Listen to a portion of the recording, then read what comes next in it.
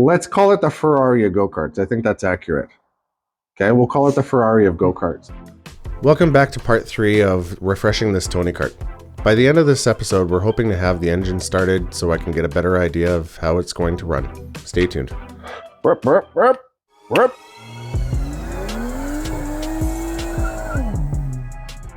All right, next part. Once you've grabbed yourself a Tim Hortons, we're gonna try to refinish the steering wheel as best as we can. So I went to go grab some good old hockey tape. This in particular is stick tape, so it's more fabric than anything. Scissors and a little bit of know-how. I think I might have left the know-how. Okay, so first thing I want to try is, you can see here how the steering wheel is originally wrapped in Alcantara. So I don't want to overlap it because we'll end up getting a lump. So I just want to start to slowly trim away the fabric that's not needed. So next thing I'm going to do is I'm going to go try and find some Scotch tape. Okay, so I found some masking tape. This will be okay. It's actually super thin stuff. All right, so first thing, let's close up this little gap here. Okay. So if you run your finger over it, you can feel the difference between the Alcantara and the masking tape. You actually don't feel a lump, which is what we were going for here.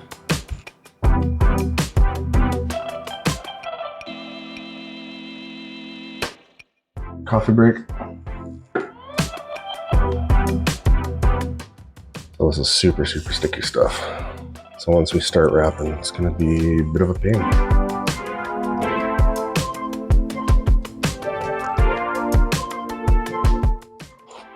You can kind of see where we're getting at. So I'm not going to bore you with the rest. I'm going to wrap it and show you the final product.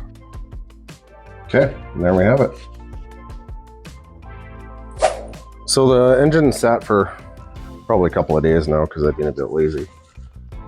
Cleaned it up. I ended up cleaning up the plastic covers on it, and now I'm kind of hoping I know where all of these little pieces go, but we'll see. So first thing I want to do is I want to take the spark plug out. You guys saw where I put a little bit of oil into the cylinder.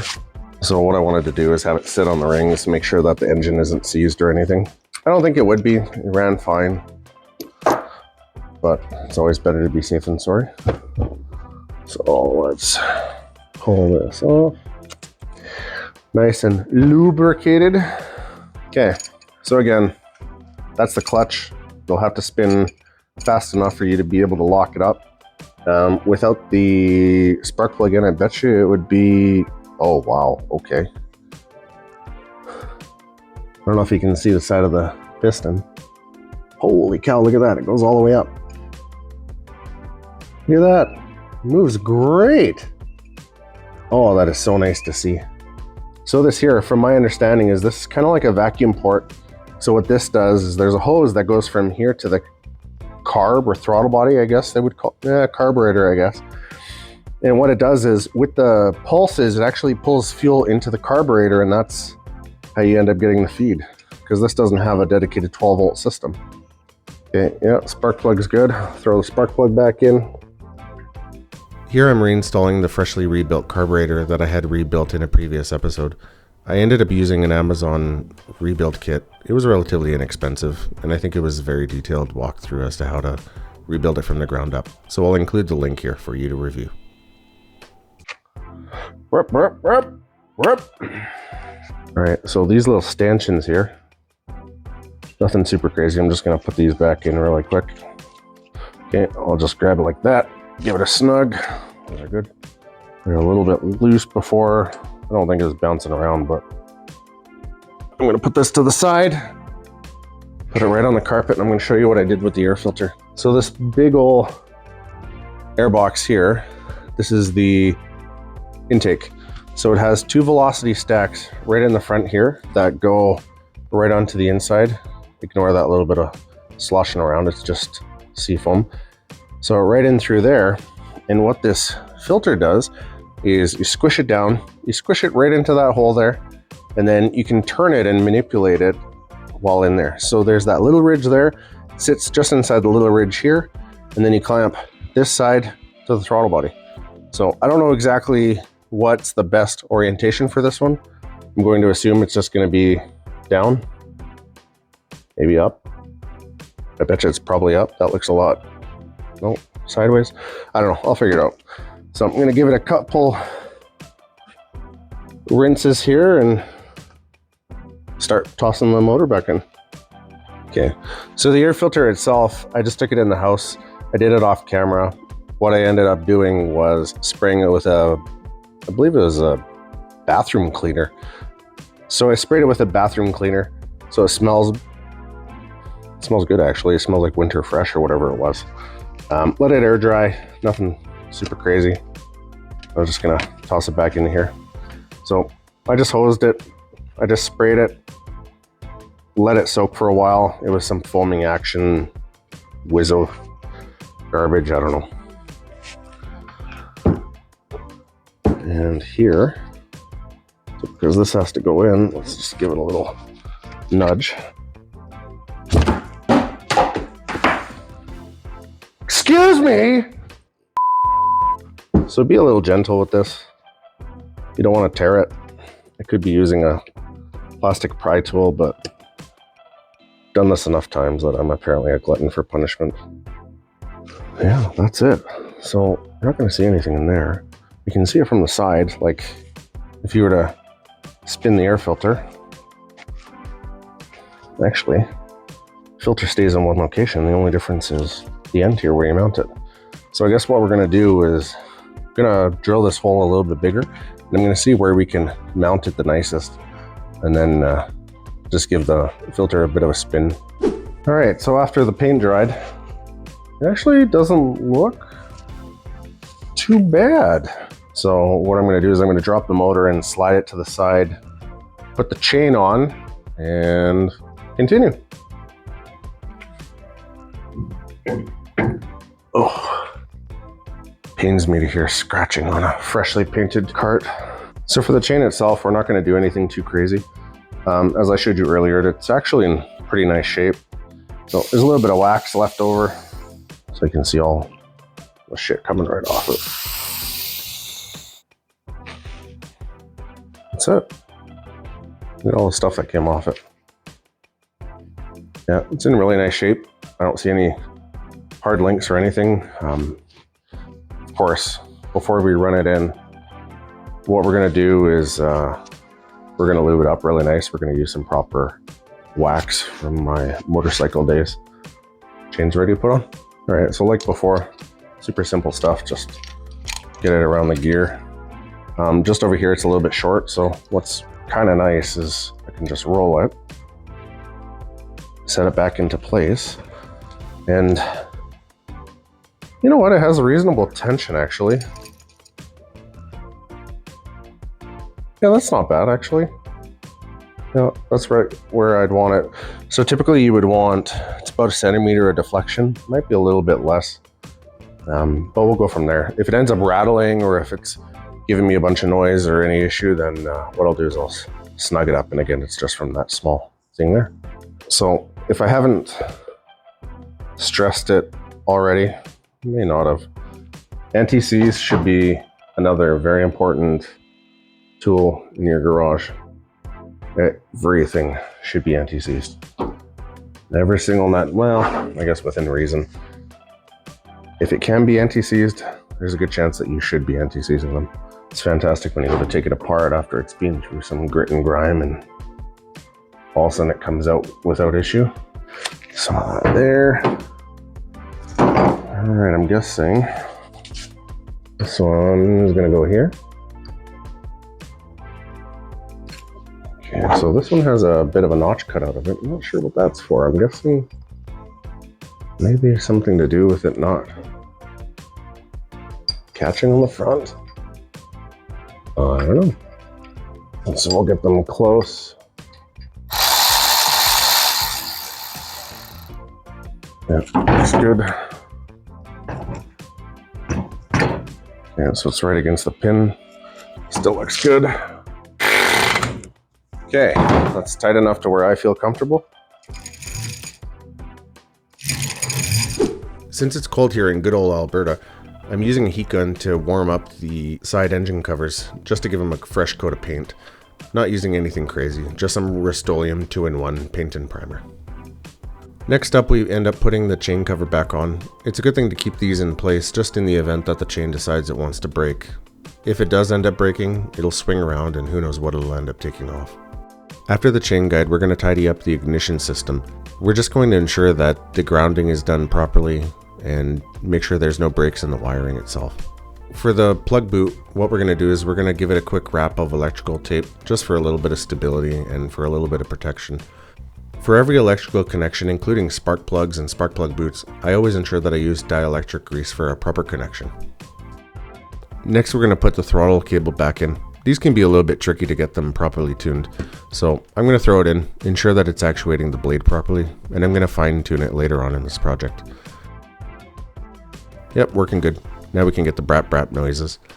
Now we're going to put the airbox back in, pretty straightforward with a worm clamp and a flathead screwdriver. Next, we're going to start on the fuel tank. We're going to repair the caps that have fuel lines run through them, so we'll get started. So these are kind of neat.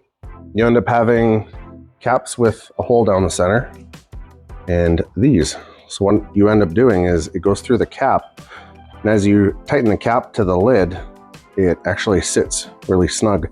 So hose will go down here, one will be for the vent, one will go to this, which sits in the bottom. It's kind of a weight that'll end up sitting in the bottom of the tank, so you always end up having fuel. Hose goes to the top, one will go to the engine, one will go to the reservoir, and in turn, for a little bit of strength, as these are a little bit old, they cracked along the top. So what I did is I just crazy glued them, but I do have some of this big heat shrink, so I'm going to cut it to length like that, and when I heat it up, the top of the heat shrink is going to roll over the top of this, and it's going to make a really nice tight seal. I think this has a shrink rate of 3:1. So this should shrink quite a bit actually.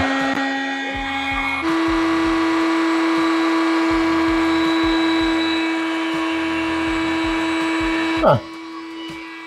It shrunk, but it didn't shrink on the one side. Actually, you know what? As it cools down, it's shrinking, so let's just cheat a little bit. That'll do. That worked out perfect. So now this will go right in here. It has a tapered end, so that'll squish right against the bottle. Could I get new caps? Probably. Did I want to f with it? No. All right. End goal for today. Put the tank in, finish the wiring. Taylor offered his assistance. I don't need a flashlight, but he's here for moral support. You're like a support animal? That just sounds weird. Yeah, they got better training than I do. Oh! Now that I got two sides of fuel hose. And then we're gonna mix the magic potion after. Just right. Ish. Okay, so this side. Like it looks dirty. Ugh. Food and fuel hose.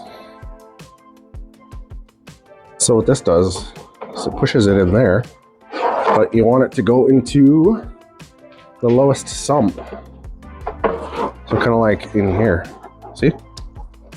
Right there. Okay. See how it's right in the corner? Yeah. And then you end up measuring it here. So I'm gonna cut it pretty well for right where my fingers are. Yeah, perfect.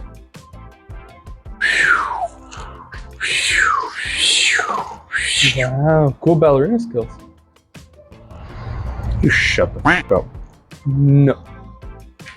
Okay, how do I want to run this? Part of me is thinking I run it under this hose, so it loops up and over, and I run it there, underneath, right? I don't like that. I would run it. Well, because it was like this. I would run it here to the. right? Yeah. Oh, yeah. That's a Because good then idea. you're not pushing up on gravity Or the more steering than wheel. you need. Yeah. And if you run it behind, and then you can follow. Yeah, just like a gradual loop. Exactly. Yeah.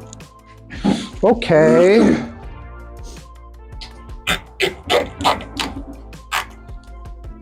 Yeah. So I'd put that there. And this here? No, over the bracket, and I would have it run like this down the side, because you don't want it interfering with the seat, or you don't want it pinching by the seat. Yeah, like I'll put exactly. a Like that. zip tie on there. Yeah. Right, like I'll put zip tie so it's all nice and snug, and then just have this laying right over top. Or you could even zip it. Yeah, and you could just zip tie this here.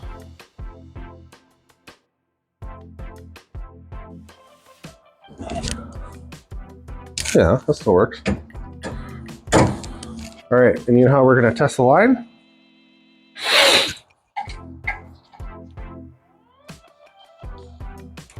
Good.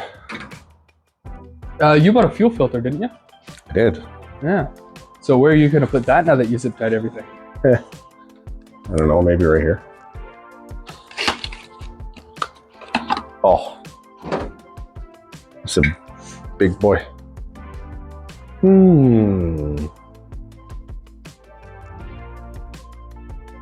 Kind of like hide it under here. That's kind of what I was thinking. Good. I think that's good. Yeah. Looks good. Feels good. Wrap, wrap, wrap. Yeah, it's time to mix some spicy juice. Maybe pop the wheels back on. All right, we're gonna put the exhaust back on. So this was that donut gasket. So this one, I give it a good wipe. Doesn't look like there's any particular direction. Just gonna get this in there. Looks like it bottoms out. Easy enough. So the muffler itself slides in here. All right, we're gonna point it up. Yeah, looks good to me. I mean, we're gonna end up scratching it at some point anyways. So these are the hooks. We're gonna do probably one opposing each other. So you just kind of pull it snug. See? Just that easy. Let's toss the tires on and get ready to start it, I guess.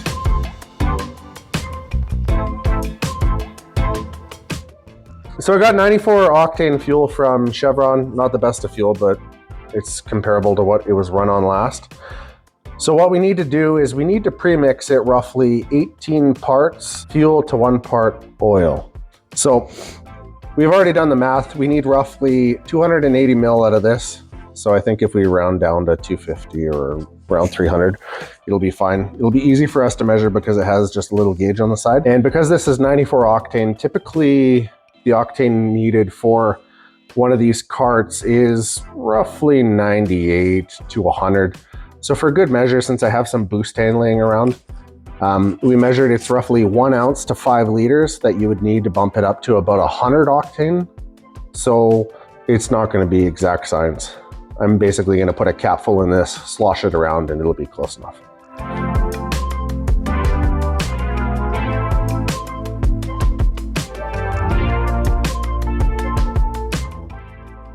All right, kids, now you want to make sure you're very careful in mixing this. Woo! Good. Time to go karting. All right, time to fuel up. All right, you get on the machine. Yeah, give me 3 to 5 days. I gotta figure out what one's what. Okay, well, you figure it out before I figure this out. This There's a positive, goes negative. Negative goes positive. Okay, yours is live.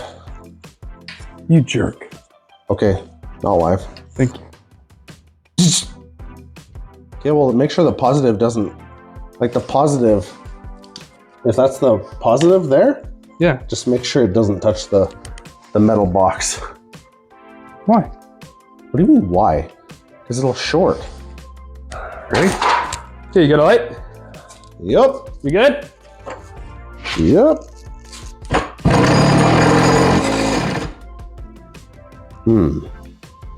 Okay, I'm gonna open this here. Flick it on. Maybe it'll start to pull. Give it a shot. Okay. Do you see fuel coming yet? No.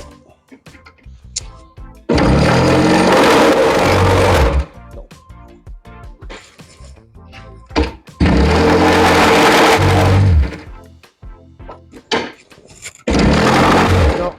All right, doesn't want to start.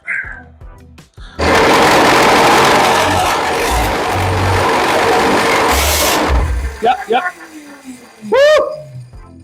Ready? I'm starting. Okay.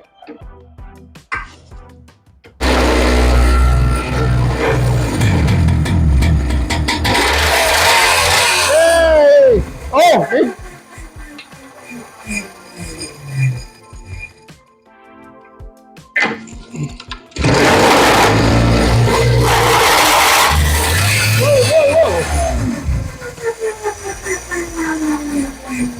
Shorted on the metal. Told you it would. You told me the positive one, not the negative. Both. Mother. Great. Doesn't want to stay idling. Like I watch it choking out and then it gets a little air pocket here by the filter. I wonder if maybe shouldn't be using a filter.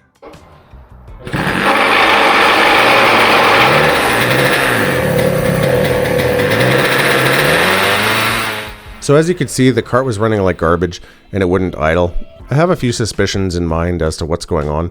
It seemed to be overfueling, but I wasn't completely sure, so we'll have to dig deeper into this one on the next one. Stay tuned. Feel free to like and subscribe. See you guys in the next one.